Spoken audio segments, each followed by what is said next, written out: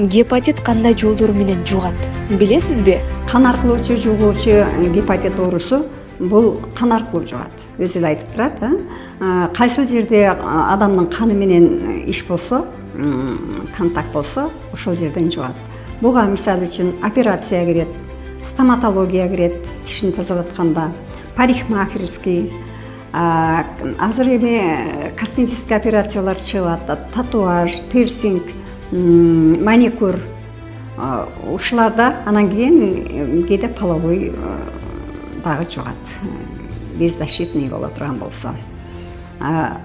Основном бул өтө кооптуу оору болгондуктан, анын үстүнө бул хронический болгондуктан кээде белгилери болбой да калышы мүмкүн. Болсо тамакка тартпай калат, алсырайт, тез чарчайт, муундары оорушу мүмкүн.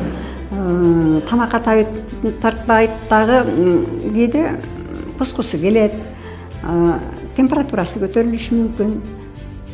Кээде терилери саргарып, слизистыйлары саргарып калышы мүмкүн. Бирок бул основной эмес. Даже ушундай белгилери болбосо деле гепатит оорусунан сактануу үчүн биздин жарандарыбыз акыркы жылдары өтө көбөйүп кооптуу болуп кеткендиктен биз кайра айткандан жадабайбыз.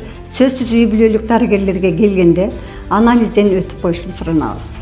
Өздөрү эле шектенип, өздөрү эле сактанып, анализдерин тапшырып турса болот. Анализ тапшыруу бизде азыр Кыргыз Республикасында бекер. Эгерде аныкталып калса гана учетко алып дары бере баштайбыз. Ошондо противовирусный терапия ала турган болсо, ал дарылар дагы бекер. Урматтуу жарандар, убакыттан пайдаланып, ошо сиздерден суранып кетет элем. 6 айда бирден өзүңөрдүн ден соолугуңарга күйүп, келип, анализ тапшырып, гепатологдон консультация алып, мүмкүн болушунча өзүңөрдүн оорубаганыңарды камын көрүшүңөрдү суранам. Мен өзүм Мырзеке жалпы дарыгерлер практикалык борборунун терапевт болуп иштейм.